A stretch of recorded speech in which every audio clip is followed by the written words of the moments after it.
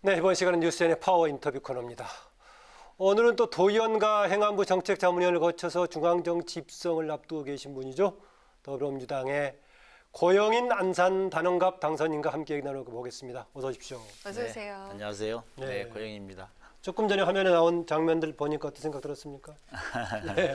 예. 먼저 축하드립니다. 이렇게 총선 끝난 지 벌써 한 달이 지났는데요.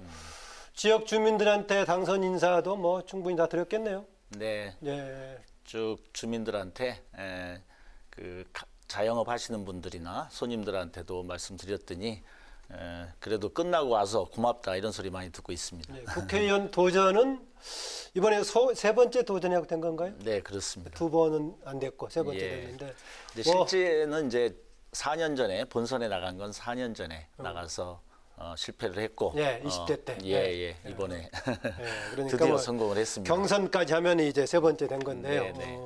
뭐 어지간히 관심 있는 분들은 알겠습니다만은 단원갑 지역 당내 경선부터 치열했고요. 또 네. 현역인 또 김명현 의원이던가요? 네, 현역과 했는데 어려운 가운데 뚫으셨어요. 선거 끝난 후에 주로 지역에서는 어떤 얘기들 하던가요? 네, 일반적으로 뭐 축하한다, 네. 고생했다 이런 얘기를 하는 게 보통인데 저는 특별히 더 들은 얘기가 그 앞에 꼭 진짜 축하한다, 진짜 고생했다 이런 얘기를 많이 들었습니다. 워낙 이제 8년 동안 여러 가지 힘든 과정을 거쳐서 준비해왔고 특히 아까 말씀하신 대로 이번에 경선 과정에서도 워낙 치열한 그런 과정이 있었기 때문에 저를 보는 사람들이 여러 가지 이제 안타까운 심정과 또 축하하는 마음으로 그렇게 한 것 같습니다. 그래서 평상시에도 이제 운이 좀 없었다. 네. 능력도 있고 경험은 많은데 이번에는 꼭 한번 해봐라 이런 얘기를 많이 했었거든요. 그래서 이제 그런 염원들이 이번에 저를 이렇게 만들어 주신 것 같습니다. 예, 그 뭐 정치인뿐만이 아니라 일반인들도 적당한 나이가 들어갈수록 그 상당히 인상이라는 게 중요한데 네. 우리 고영인 당선인은 지역 주민들한테 상당히 호감을 줄 만한 인상이에요. 네, 고맙습니다. 예. 예, 뭐 그런 좋은 평가들이 지역에서 앞으로도 계속 하는데 앞으로 활동도 계속 기대하겠습니다. 네, 네. 예. 네, 안산 단원갑은 또 세월호 참사의 아픔이 그대로 남아있는 곳이기도 하죠.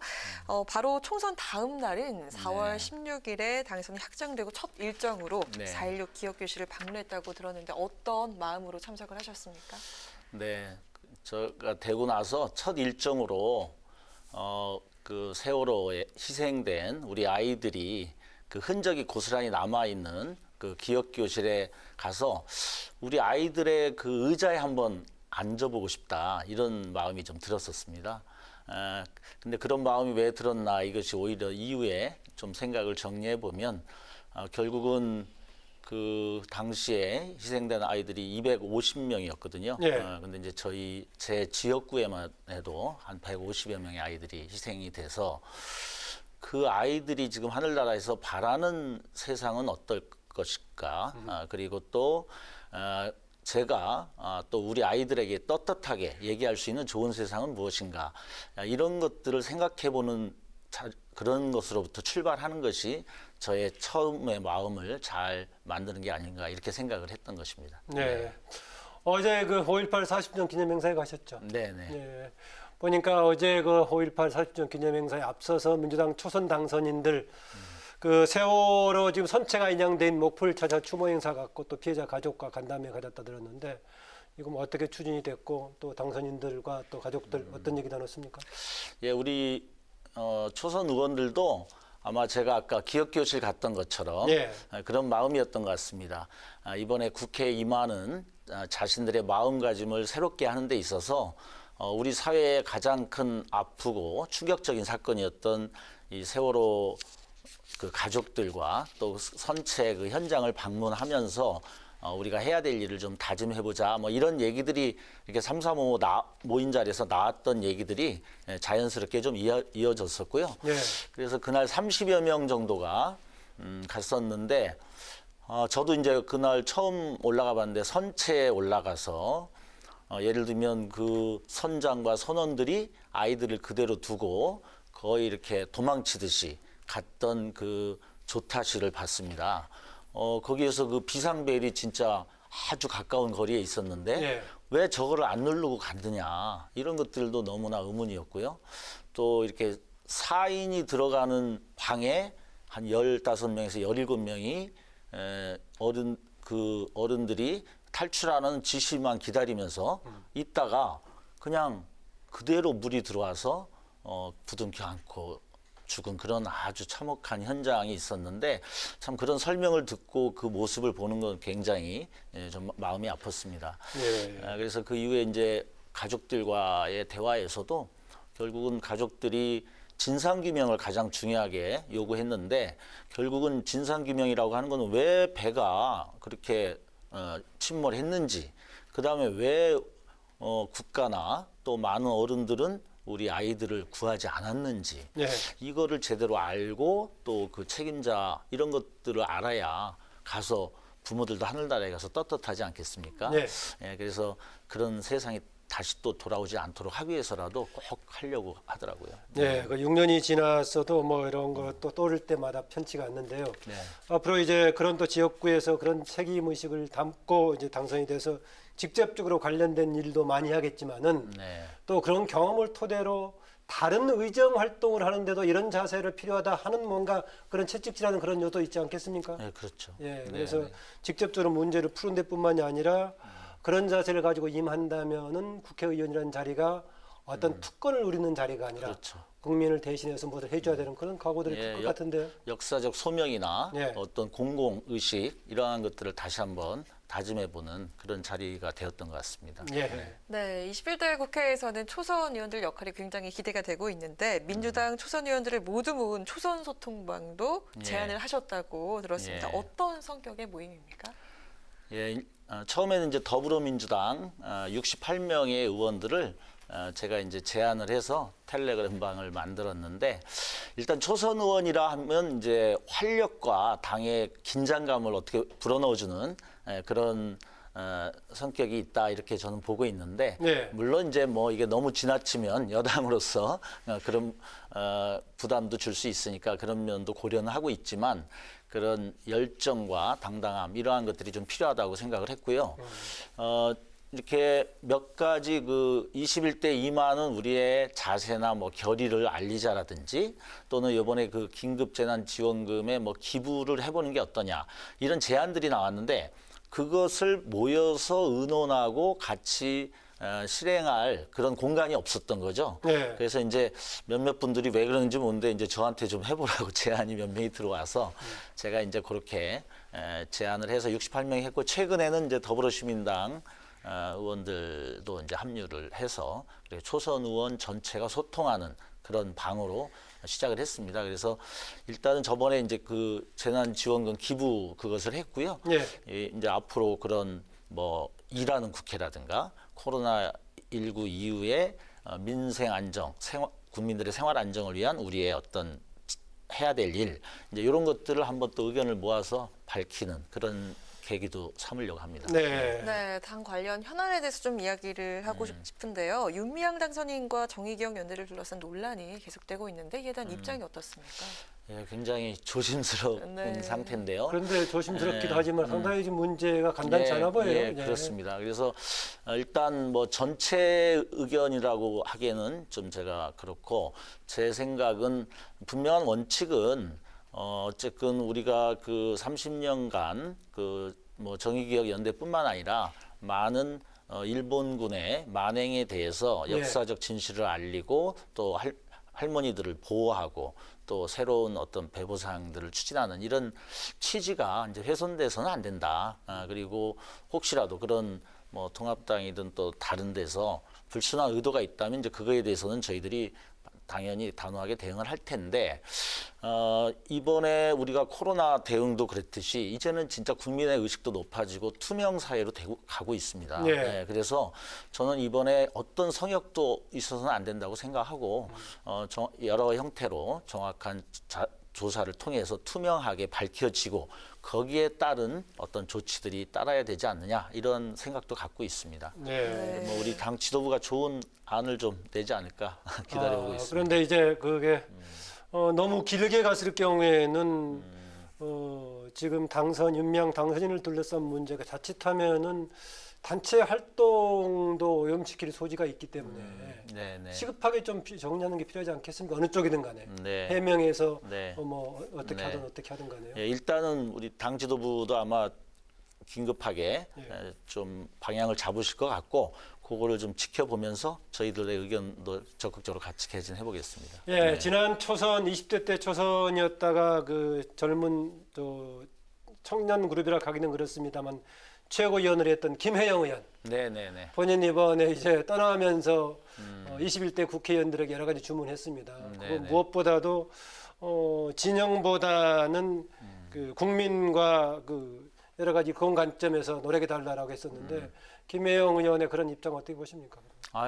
저는 뭐 여러 가지 중요한 순간에 예. 굉장히 합리적인 발언을 우리 김채고 의원이 잘 했다고 생각을 하고요. 예. 그동안 마찬가지로 저희들도 어떤 계파나 어떤 진영 이러한 것들이 아니라 오로지 이제 국민의 행복 그리고 정의 이러한 것들을 좀 기준으로 해서 우리 당이 바람직하게 갈 수 있도록 그러한 청량제 역할들을 하겠습니다. 우리 조선원들도. 네. 네, 의정활동 관련해서 여쭤보도록 하겠습니다. 경기도의회 민주당 대표위원 시절에 무상급식을 실현하는 데 주도적인 역할을 네네. 하셨었고요. 또 민주당 단원갑 지역 위원장을 지내면서 정치 활동을 꾸준히 해오셨습니다. 그만큼 국회 입성을 앞두고서 포부가 남다를 것 같은데요. 국회의원으로서 가장 이루고 싶은 목표는 무엇입니까? 예, 제가 경기도 대표의원 시절에도 이제 무상급식을 하면서 저의 정치 철학이 어떻게 보면 더 구체화됐는데요. 저는 그 보편적 복지를 통해서 그 우리 사회의 불평등을 완화하고 사회적 안전망을 구축하는 이렇게 해서 국민의 삶의 안정을 취하는 그런 나라를 만들고 싶은데 모델로 얘기하면 저는 이제 북유럽 네. 복지국가를 네. 좀 생각하고 있습니다. 예, 그래서 그 나라는 이제 일반적으로 우리 선입견은 뭐 세금 많이 걷어서 복지를 많이 하는 나라 이렇게 알려져 있는데 실제 그 국민소득도 5만 불 이상이고 근데 여기서 한 가지 더 중요한 거는 어떤 경제 위기 상황에서도 이들 나라들은 굉장히 지속적인 경제 성장이 가능했고요. 그래서 기업 경쟁력을 강화하는 그런 성장 정책과 복지 정책이 결합됐다는 거 이것을 제가 가장 좀 중시하고 있습니다. 성장과 복지의 결합. 네. 네. 21대 국회에서 특별히 희망하는 상임위가 있습니까? 예, 그래서 이제 그런 복지국가를 하기 위해서는 이제 뭐 보건복지 연관되는 거는 많아요. 기재위도 있고 뭐 가족 여성이 많은데 일단 복지국가를 위해서 그 보건복지에서 출발을 좀 해보고 싶다 이런 생각을 갖고 네. 있습니다. 네. 예, 또 최근에 보니까 뭐 지난 20대에도 그랬고요. 여야를 넘어서 국가적인 특별한 의지하고 관련된 뭐 모임을 하기도 하고 공부 모임을 네네네. 하기도 하고 뭐 정책적인 기반을 만들기도 하던데 네. 뭐 그런 계획도 있으시는 것 어떻습니까? 네, 지금 준비를 하고 있습니다. 그래서 네. 일단은 뭐 초지일관해서 지금 그 복지국가 연구회가 하나 있더라고요. 예, 그래서 민주주의와 복지국가 연구회가 있고 거기 뭐 인재근 오영훈 의원이 중심이 돼 있는데 그래서 벌써 제가 접촉을 해서 자진해 가지고 가입하고 중요 역할을 같이 하는 걸로 그렇게 했고요. 여러 가지 또 공부 모임들을 다양하게 결합해서 가급적이면 준비를 좀 철저히 하는 그런 자세로 하려고 합니다. 네. 네, 아까 복지를 강조하셨는데 이제 복지의 뭐 다른 뭐 축이 사실상 사회 안전망이라고 할 수 있겠는데 네, 네. 오히려 코로나19 지금 이 위기 상황이 이거에 대처하기 위해서 바로 21대 국회가 사회 안전망을 확대시키는 적기다 역설적으로 예. 그런 절칙이 됐는데 어떤 좀 뭔가 방향과 전략 같은 게 대강 조금 들어오는 게 있는지요? 네, 저는 이제 이번에 그 제가 원래 생각해온 네. 복지국가 구상이 있었는데 이것은 이제 보편적 복지나 선별적 복지냐, 그다음 이런 것들을 논쟁을 하는 과정에서 뭐 부자에게도 이런 것들을 굳이 할 필요가 있냐, 이제 이런 논쟁이 계속돼 왔는데 네. 이것을 이번에 그 코로나19 이후에는 긴급 재난지원금 사례에서 봤듯이 이제는 이게 뭐 어떤 이념이나 이런 것으로 논쟁이 될 수 있는 것이 아니라 당장 국민들이 너무 고통스럽고 죽게 생겼다는 거죠. 예. 그래서 이 부분에서 국민들이 긴급한 그런 지원들을 받아들이는 것이 이제는 이 보편적 복지 이념 논쟁이 아닌 현실의 문제로서 그렇죠. 받아들일 수 예, 있다. 이렇게 할 수 있는 토대가 형성이 되는 것 같습니다. 그래서 저는 이제 기본소득이냐 뭐 보편적 복지는 좀 더 정치하게 또 정리가 이후에 좀 돼야 되겠지만 예를 들면 그러한 것들을 필요성을 느끼고 또 그거에 따라서 나중에는 뭐 세금을 어떻게 바라볼 거냐 이런 부분에 있어서도 이전에 가졌던 편견이나 선입견보다는 보다 전향적으로 이러한 논의들이 활발히 될 수 있다. 그래서 저는 그것과 관련해서도 여러 가지 전 국민 고용보험이라든지 예. 또 일자리도 저는 사회적 일자리를 대폭 늘려야 된다 이런 신념을 갖고 있거든요. 그래서 이제 이러한 것들에 대한 필요성도 좀 만들어 나가고 또 제가 뭐 이번에 공약으로 내걸었던 노인 기초연금도 70% 하위 70%만 주는 게 아니라 100%에게 지급하는 예. 그런 어떤 안전망 네. 여러 가지 이런 것들을 좀 시도해 보려고 합니다. 네, 마지막으로 지역 주민들과 국민들께 21대 국회에 임하는 각오 한 말씀 부탁드리겠습니다. 네, 이번에 하여간 180석을 저희들에게 안겨준 그 민의는 이번에 코로나19 이후에 우리 국민들의 삶의 안정을 위해서 보다 과감하게 효과적이고 효율적으로 일을 해라 이런 명령인 것 같습니다. 그래서 저희들도 그런 각오로 일을 하려고 하고요.